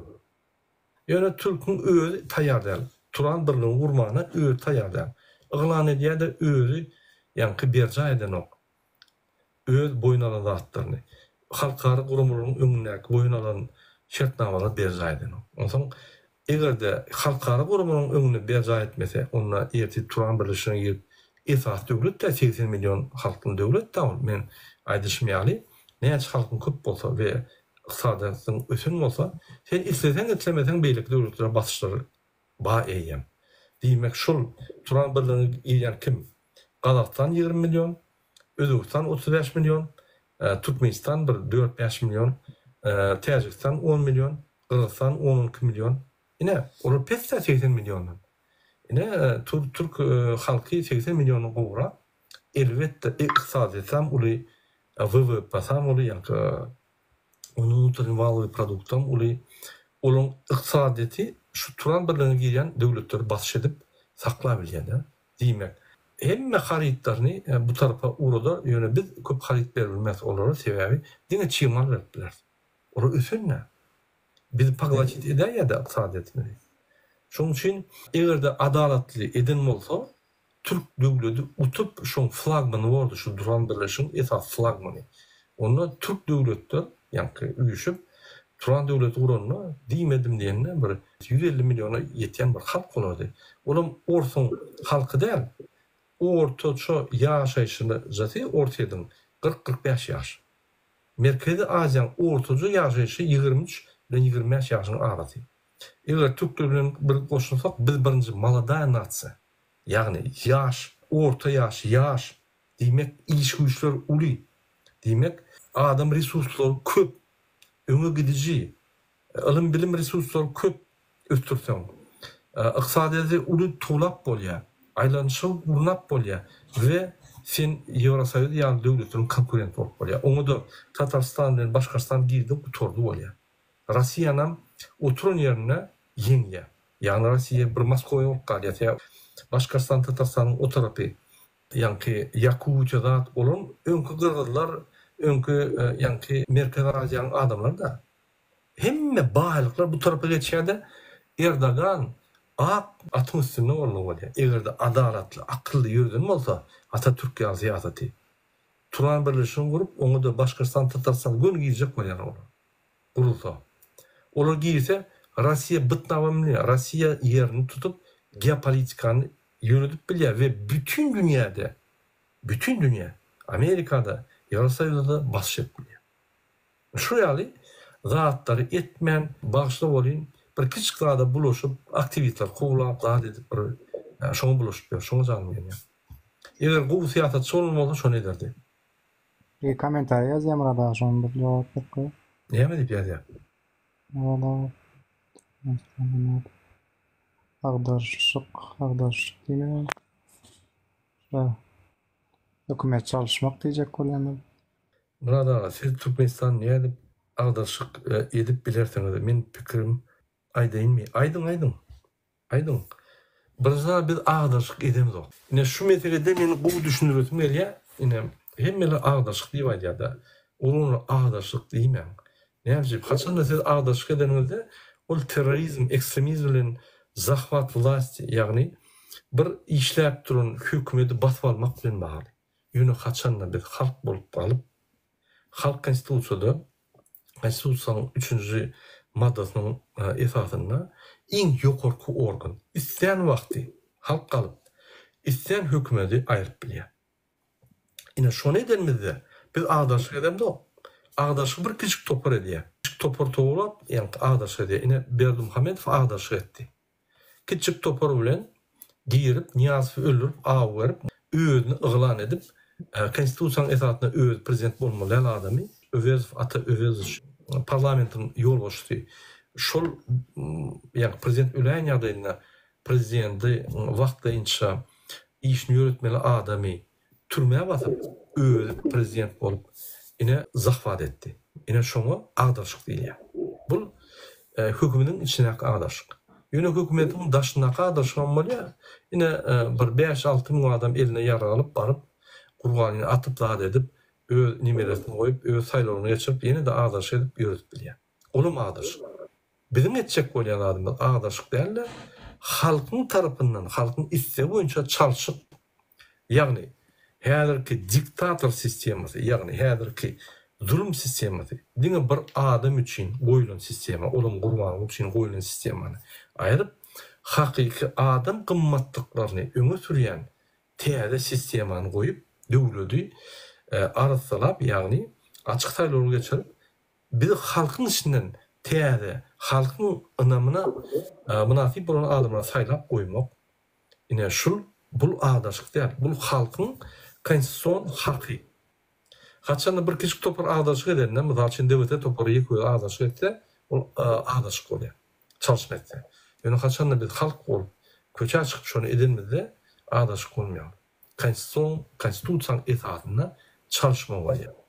Ýagny haçan da sen saýlawyň üstünden ses berip çalşyp bilmeseň, seň sesiňiz oglap öz-özüne ses berip utup duran bolsa, diňe bir ýol galýar. Eline ýara galyp köçe çykmalar, ýok. Köçe çykyp, nägelikini bildirip, beýlik adamlar bilen üýüşüp, baryp, bütün dünýä görkezip, biz nägeli, näerde, ine şul diktator sistemi bize gerekkel, biz şunu ýaşasamyz gelenok diýip görkezip, wagtyny hökümet öredip, onu polis, MHM arasy adamlar giýirip, waýenlary halkdan, siýasatçylardan giýirip, täze yglan edip, täze hökümeti gurup, ine o täze çyga, onu halkyň saýlawy diýilýär. Halkyň istegi diýilýär. Halkyň hereket diýilýär. Ine şolu ýalysek agdaşyk däl ol Türkmenistanyň konstitusiýasynyň 3-nji maddasynyň esasynda bizim hakymyz bar. Şul döwlet ýolbaşçylygy bar. Egerde biz 250 min adamyň goluny alyp bilsek, şul adamlar 250 min adam prezident Astafka gitmeli diýsek, onu olum gitmeli ve biz saýlawlary täzeden geçirmeli. Ýöne özüňiz bilýäňiz, o mümkin näl. Sen fizik adam setlerine ve onun gollaryny alyp başlasan, onun pasportlaryny alyp başlasan, bir topar MHM'ler çykyp gorkuzar, ine sizi başlajak bolýanlar da çykyp etdirmeler. Biz etjek bolduk. ettirnoklar. Yani bir topar opozisiyada da MHM agentler var, böküp çıkıp seni tankid edip, halkı korkutup sadece şunu ettirmediler. Inamdan kaçır yani. Şunun için halkın özü almalı. Yani halk risk almalı. Halk yerine bizim Türkmenistan'ın içindekilerim, daşındakilerim biz risk almalı, şunu etmeli. Konstitusiyon hakkımız var. Yine bu ağdaşlık değerli, bu yani çalışma diye. Yine kaçan olur şu çalışma? Eğer de bir azıcık halkı üstürmesek, şu çalışmalar dine ervet yağdayda gider. Mesela için eğer halk çıkar, çalışar, teyadık hükümet durnuksuz olur, halk ösünlerle, yine mesela için şunu unutmayalım. Devletin esası işi dine kurbanlığını ayırmak değil. Kurbanlığını hükümetten ayırmak o devletin 60% işi. Yani 40% işi halkı östürüp grazın cemiyetini yatamak. Ondan sonra şu grazın cemiyeti devlette onu gitmeliler. Aktif olup. Yine mesela için şunun kurbanlık verdiğimiz öldü. Allah bunu çağırdı. Halk uttu mesela için. Şunun öldü, halk uttu. Halk ne etmeli noktası? Ne etmeli? Halk tayar değil. Açık sayılı geçirmeli. Okey. Açık sayılı geçirmeli. Kim kandidat olacak? Hem kandidat olacak. Bu kandidat olacak ne etmeli? Ne noktası? Ya yüzlerce kandidat olur. Hem halkı ağlap yani bir topardatlar boyun halk yine alır ya. Düşünen o. Şunun için şu bizim her gündeki görüşümüzün bir bölüğü halktan aktif cemiyet yatamak. Siz hükman proteste çıkıp yani aktivностьны görkezmeli diye anlat yok. Siz oturup üstmeli, kanunlarınızı, haklarınızı bilmeli, cemiyet buluşunu bilmeli. Devlette ne cemiyet institutlar var. Mesela aydın, birinci institutu cemiyet kurumaları, ikinci institutu yani siyaset kurumaları, alternatif özbaşlık, üçüncü institutu her hili özbaşlık kurumalar değerler, halkın uyuşup ses veren yerleri. O ne mi? Parlamentler, o sovyetler ve şu meşruatlar.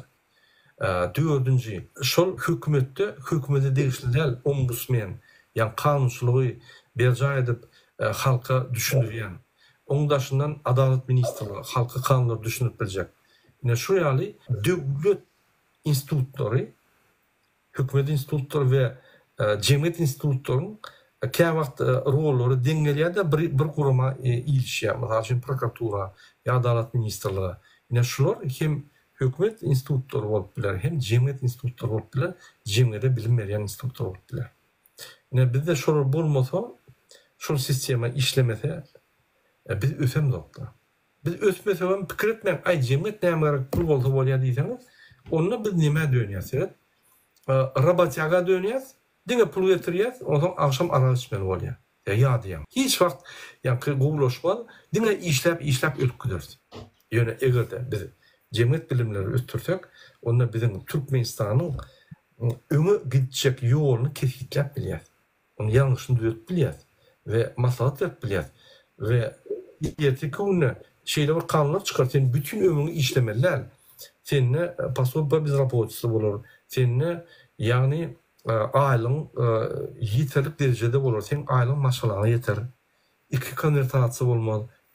Şu yani bütün devletlerdeki kanunlar, kararlar ve düzgünler olur. Eğer biz şunu etmesek, yani cemiyetimizi östürmesek, şu düzgünler olmaz. Şu düzgünün bir bölüğü olur, şu önkıyali biz yarın devlet olup dururuz. Türkmen halkı Türk'te ölümdü. Dine Türk'te de hem yerde ölüyor. Türkmen halkı. Rusya'da da, Belarusya'da, Ukrayna'da, Avrupa'da da ölüyor. Dünya diyor. Türkmen halkı şunça kötünüm akıllanmasa bu halk hiç açanım akıllanmaz. Bir masalada adam eşek yalı işliyor. Öz-özünden akıllanmaz. Neymiş? O durmuş tecrübesini alır. Özünü korumak için. Yine cemiyet bilimleri, devlette öz rol ne olmalı, öz konstitusiyon haklarını ya da kanunları eğer öğrenmese. Şunun için biz işlemeli, pul getirmeli, yönü ondaşından biz bilim almalı. Biz yani kanunları bilmeli, bizim rolümüzü bilmeli, biz öz cevapkarşılığımızı bilmeli vatanın önüne, yani devletin önüne, hükümetlerle devletin önüne, bizim devletimizin önüne, biz haklarımızı bilmeli. Ne şu zatları öwrenip akıllanýar. Öz-özünden şu bilimler gelmeýär. Ine 2020-nji ýyla çeldi men siýasatçy dälim. Ay gören zadymy öwrenýär, görmesem öwrenem. Ýöne siýasatçy bolup inni köp zady öwrenmeli bolýan, köp zady özümçe açmaly bolýan. Be. Öňüm men şunu seýdýärdim, onu düşünemokdum. Bu ýöne köýdä eken şu bolmasa şu bolanok, şu bolmasa şu bolanok ekendi düşünüp başlaýanda. Şuraya aly öz-özünden halk akıllanmaz. Diktator sistematynyň, ýani Qur'anyň alyp barýan siýasatyň esasy maksady halk akıllanmaly däl. Diňe iş üçin bilimler almaly, jemgyýet bilimleri almaly däl. Jemgyýet aktiv bolmaly däl. Adam aktiv bolmaly däl. Diňe hökümetiň ýandagyny edip durmaly. Ýagny gulçuluk siýasaty bolmaly. Gaýtyp aýdýar Qur'an goly. Vilayetlerdaky mediselere, ýani ministr aýdýar. Aydın şolu cihimet altının halkın pul bolmasın yak merkeze gelmeli. Ünferim. Niye el görüşüye? Halka karşı, iqtisat taraftan. Yani devlet kuruş sistematını ulanıp halka karşı görüşüye. Ne umaydı? Urbanı Berdi Muhammedov halk düşmanı. Bütün ömrünü halka karşı görüşüye. Bunun esas maksadı devleti basıp almak ve devletimizi uğurlamak. Parçalarını getirmek ve öz parça olmak. Bu esas maksadı. Özünün dinastiyasını yatamak. Özünün dinastiyasını yatadı. Alkaş kakasını kahraman etti. A harpına Şermende oğlunu bir kere kahraman etti. Özünü iki kere kahraman etti. Şimdi Kerim Gulü'nü skameyka zapaslarıyla görürsünüz. Yuvaş yoştan çıkart başlar. Tayar eder. Şeydi bunu dinastiya olup gidiyor da bir linye. Olur katı aktif. Giyece onu işlerler. Ünsörün, bizim düşmanlarımız giyece onu işleyen halka karşı, biz halk olup ayşoları çok diyoruz. Kim mi? Şu zatları düşünmeyen, yanlış yan halk ya da şu zatları eriyen boynalı, yani bulçuluğu giren halk. Yarın komentarida ne fikir ediyoruz? 4 yılda halkın inni alternatif düşüncesi emeli geldi. Devlet var arada, hükümet var arada, yani durmuş var arada, alternatif yani garayış, düşünüşü emele geldiler. Oğlum kömek diye bir daha da kritik terderiyali. Yani kritik demek hem taraftan terderiyaliler. İnni şol adamın beynini bağlaştırdı. Yani fikrini güçlenir. İnni görüyorum 4 yılda şuraya ötüş oldu. İtlenik Türkmenistan'ın 90% adamını alsan hemmesi Kur'an'a karşı. Ne rıza. Eğer şunun yüreğini açıp sorasan Kur'an'ını koyuyat ve ayırıyat deysen ayırmalı deyip İntek içki istekleri daşına çıkan o. Şunun içki istekleri daşına çıkıp şunlar köçe çıkıp gıyırıp başlayınca neye cevap gerek olur? Sen fikrince. Şu vaatlara primerine hasaplasan bir korkuyun yengen benim fikrimce 15-20% halk. 15% zat halk uje bir sakal bir duh verip bilsen sakalçı çıkacak 100% uje yani bizim efirlerde hem zatlarda gelip uje tayin duran kenne benim fikrimce yine bir 2-3 yıldan var bir 50% zat bolar mı kadiyen? Bize 50% yeter mi kadiyen murada? Eğer de 30% öňe çıkacak halk tayar bolsa bize şoň 30%'ňdan bir 3-5% gerek. Demek häzir bir 20-30% tayar ýöne ýol başy bolýan ýa-da bir öňde lider bolýan bolsa, demek şolar bir zat bolsa öňe çykman tayar. Demek bize bir şoň 2% ýa 1% ýa-da 0,5% aktivler gerek. Şolar ýanky öňe çyksa, onu irnaklaýan alyp gidýär. Demek biz gaty daş däl maksatdan. Ýadyňyzda bolsa 2020-nji ýylda biz Türkmenistana çıkma protestleri deyip çıkış ettik üstümden geldiler. Yürüt ettik şunu. Biliyat adamlar çıkmazan yöne. Şöyle silkip adamları ünsün çekip yani açık şunu vurdu fikirleri boloyalı açık kemak stres değerli şurayalardı aktör kurmalılar. Şu nedenmedi. Onlar da bizim belli koyan toçkularımızda bu var ya ve şu yüzden mağazana diye. Men duun şöyle hiç kim yok diye. Sen eýen barpsın şöyle. Başa verýän diye menem duun. Adam yok. Daşdyna aýlanýarlar ýöne şol okada barýan adam yok, hiç kim yok diýeni. Görýärmi? Şeýip jaňa dip demek şolar barpdyrlar. Demek şolar yani interesleri var, yani hüveti var. Neçe başladık da biz başlandı. Başlap. Yadınızda oldu 2022 yıl. 15 yanvarında biz protest belirlenmedi. 2,5 ay men Timur Serker'de yani Murat geldi. Şoň bilen giýje güni çykyş edip, käwagt 4 gödek çykyş edýärdik bir günü. Şonu şeýle bir derejege getirdik, onu Gurbanly Türkmenistan'a için kaçıp gitti ve geldi. Derrew ay men garradym, men nemetdim, ýaşar bolmaly diýip saýlaw elan edip, ýani birinji plandan gitmeli boldy. Şol protestanyň neçesi. Öz-özünden gitara çalyp beren adam gitmedi. Gitarasyny oýdurduk, aýdymlaryny oýdurduk, gorkuduk, Kazakstanam gördü. Halk kalıp, bir günde kalıp, ýani ýok edýän eken diýip, halky köşüşdirip bolup, amortizasiýa etjek bolup, biz muny ýani 2-3 ýyl ritmde sakladyk da, görüşüp, munyň üstüne düşüp, gorkudyp, ondan sagyram galdy, ondan gördü, eger şu duşuna gitse, tiýden ölýär. Çydamady.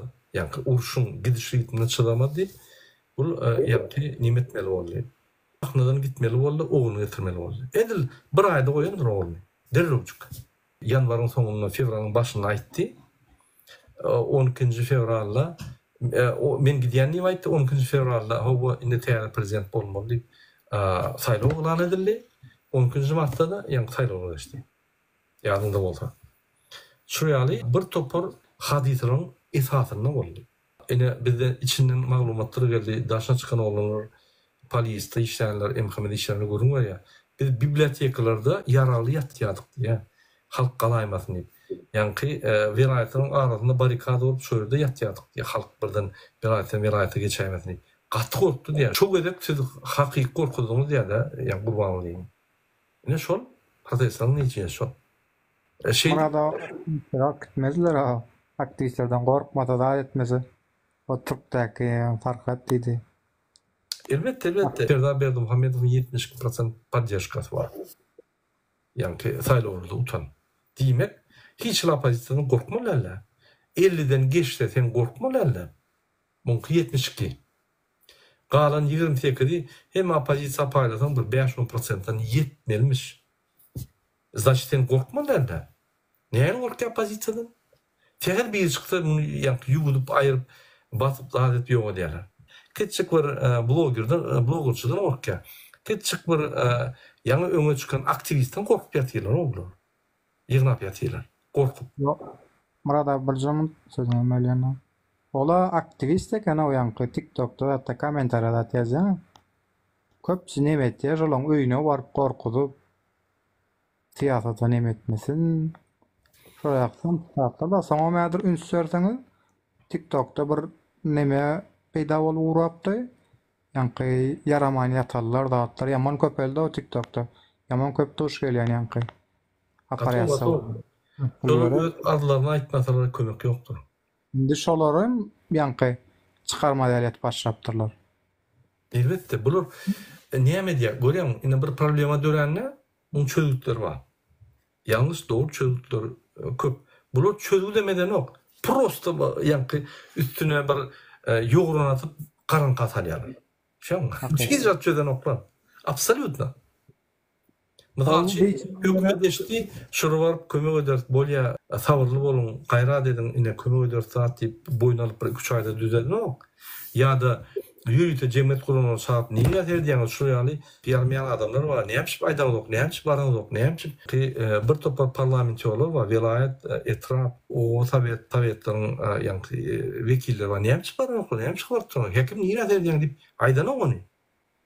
Bunun esas maksady şu ýaly sosial problema çykanda sosial jemgyýet gurulmaly çözmeli. Hükümete moşulmaly, şu pul dıňşmaly ýa-da edalar bar bildirmeli, şunu çözmeli, öz-özünden ýok bolup gitmeli. Şoň üçin jemgyýet gurulmaly gerek. Ýöne hükümet ona beren ok, özem çözen ok. Gaýtyp şu maglumatlar çykmady diýip, onuň üstüne ýani ýogran ýapyp garanty edip taşlaýar. Şolardan ýeterýär diýär. Yani media meydanjyna şu informasiýany ýetirýär, şu zat ýok ýaly edýär.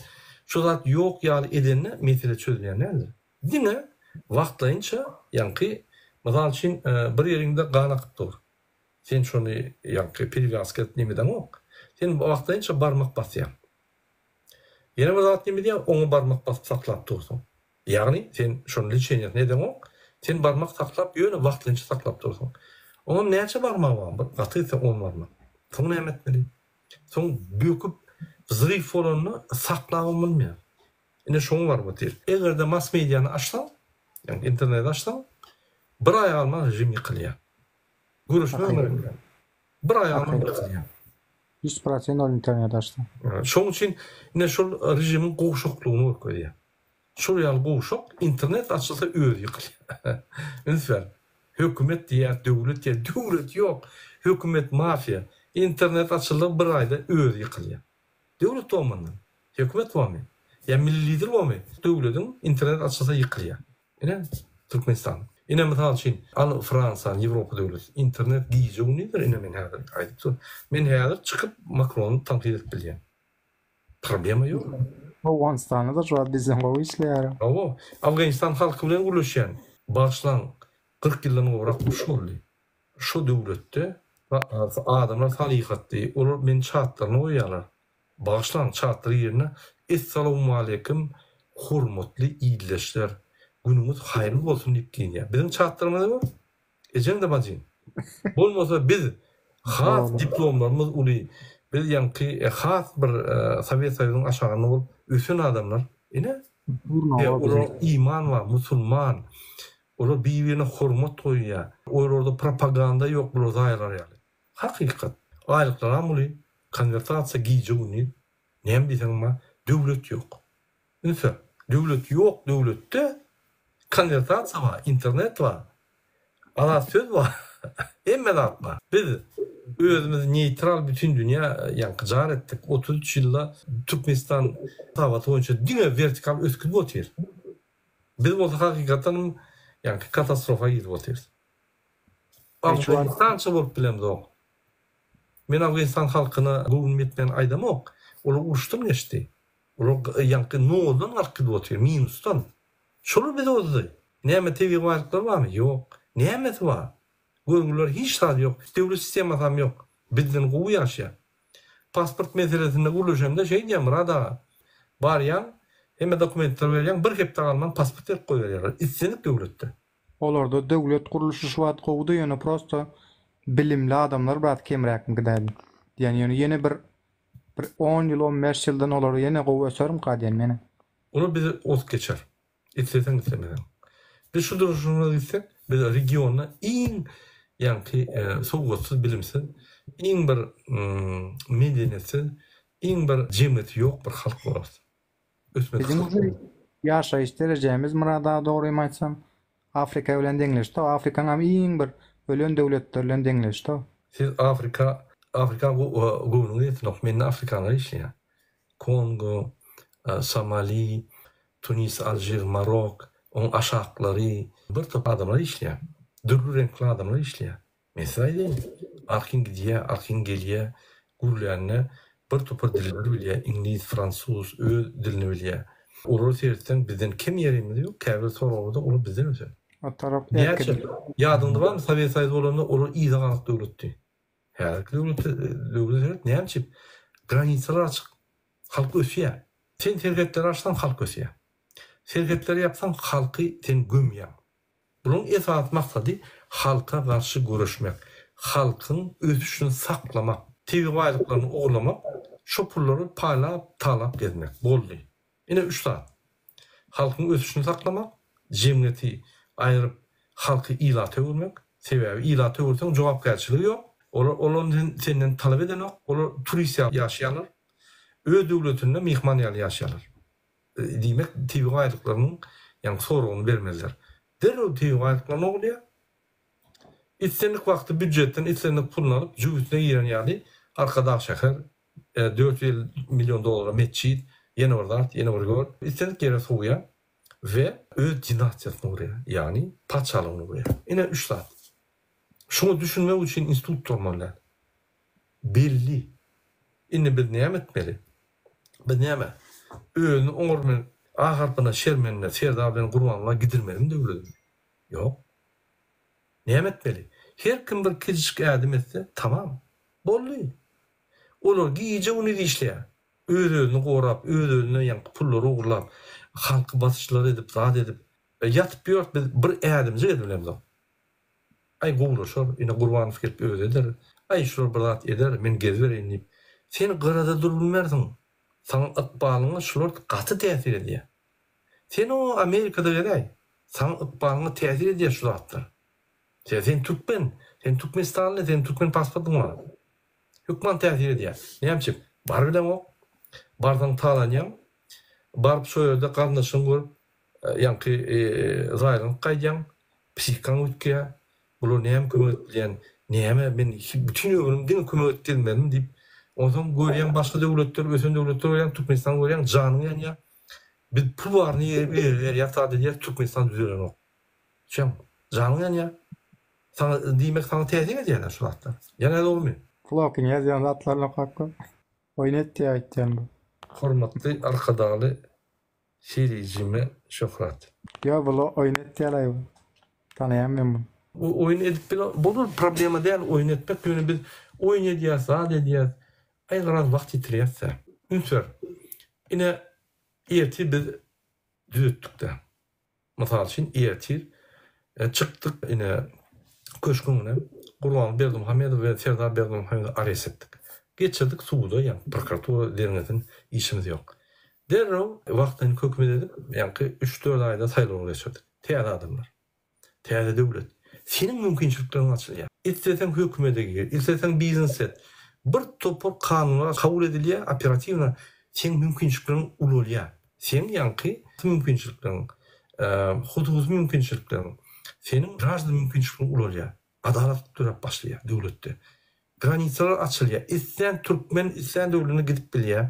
İstesen Türkmen, Türkmenistan doglanmasy girip bilýär. Ýanky alışyşlar, Türkiýe bilen wiza gatnaşyklar derw aýrlar, Özbekistan bilen ýeňleşer.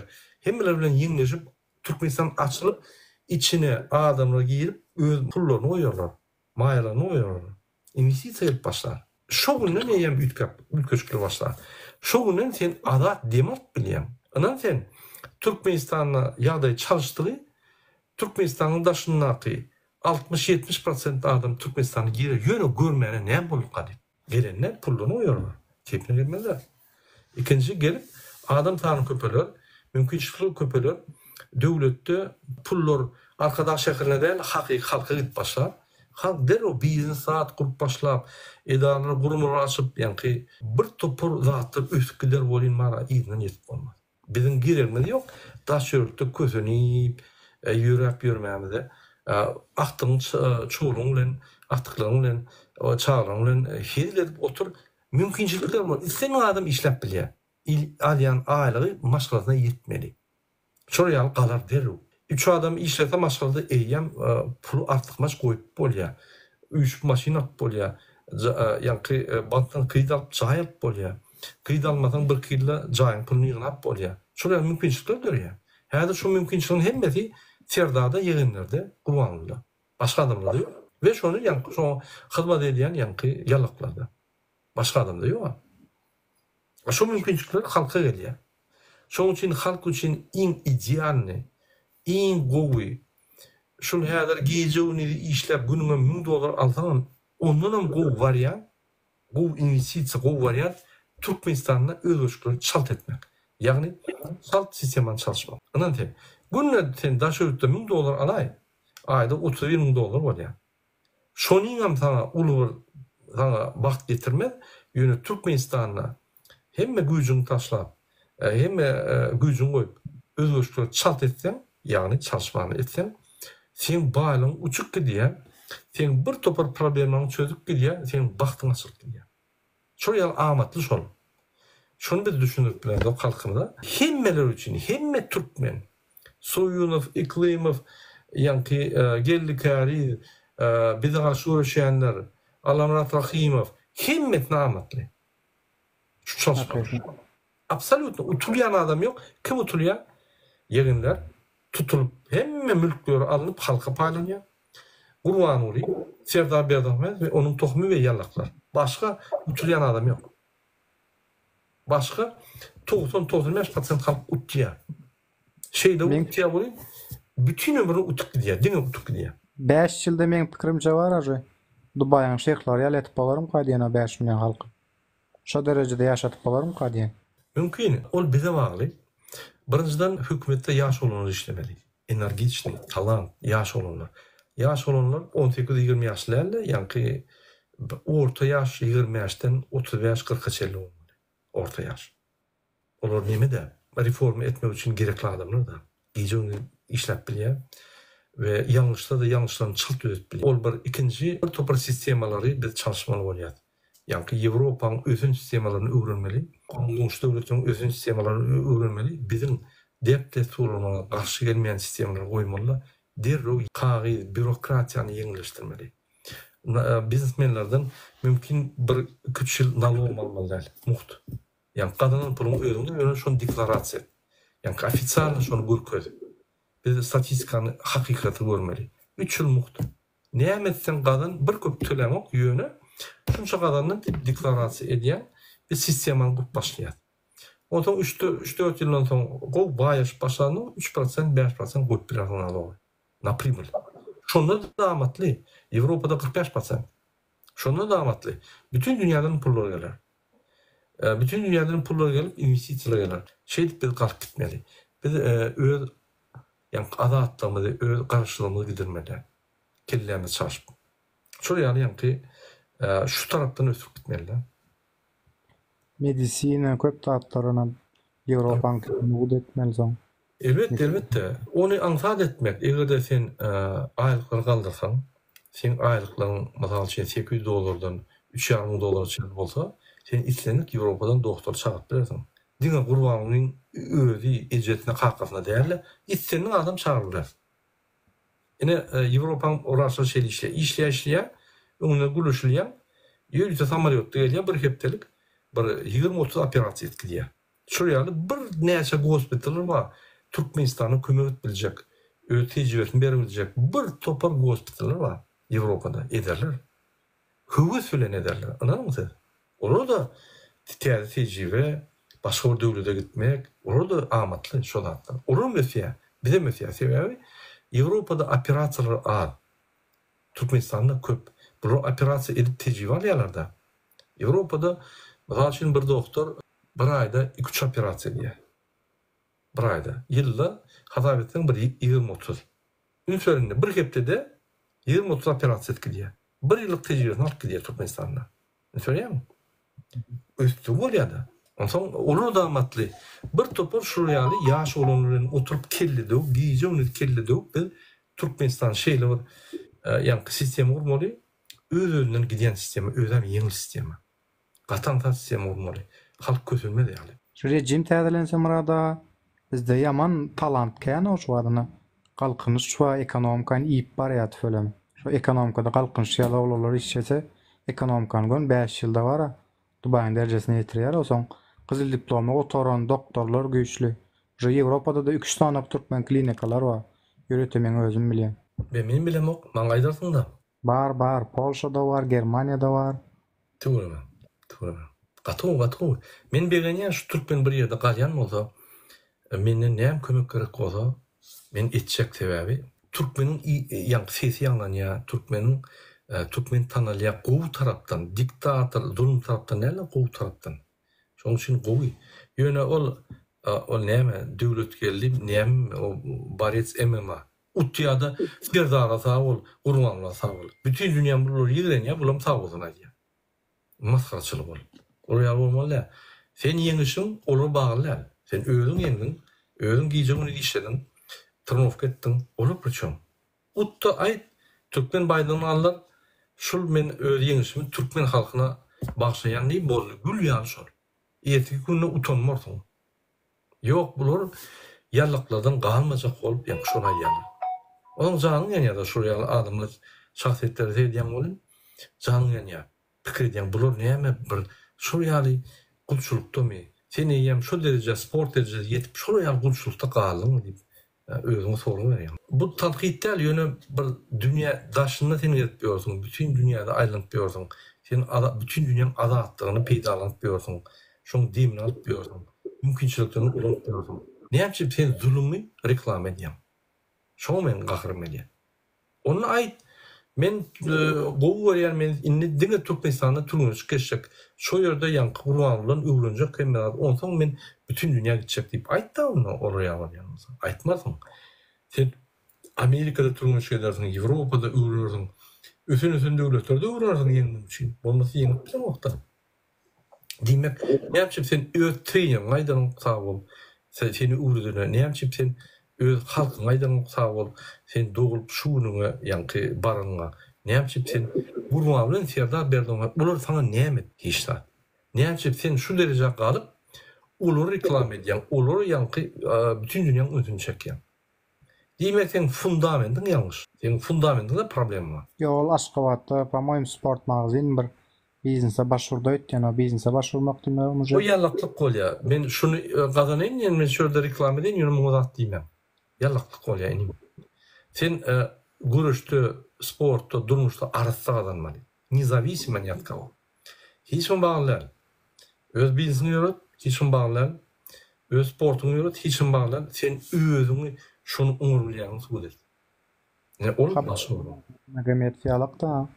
Ol başga bolam. Şurada bir neme var da, şurýaly öňde gidişi adamlary, bloger bolsun, sportsmen bolsun, siýasatçy bolsun, der hökümet ulanýar sebäbi özüniň awraýy ýok. Şoň awraýy bilen öz awraýyny berkitmek üçin de. Hökman ýülenýär, girmeden şu wezipe bilen şunu arqyn bol, Türkmenistan östürmeli, döwlet östürmeli diýip alýar, getirýär, oğlu ettirýär, ondan bunu ýan aýdan ettirýär. Ondan bu ýallyk bolaýmaly. Şoň şu zatları düşünmek üçin institut bolmaly. Bir tanqidlaýan ýok adam, geň göräýmeli. Nemeli emhim agentler niýede? Eýolar bilen. Bize nemeden peýda ýok diýip. Uje nemedendirler? Ýatan bolaýmy? Şondan O adamda hiç var. Köpüsü joy yapmıyor. Hiç ýerlik adam. Okey. Bizim onu şuňlukça bol edäýeli. Balya olyan adam. Daway taman galyň. Özüňizi sevdiň. Hemen gijaňyz rahat bolsun. Indiki çykyşlar çek. Hoş sabah. Sağ olun.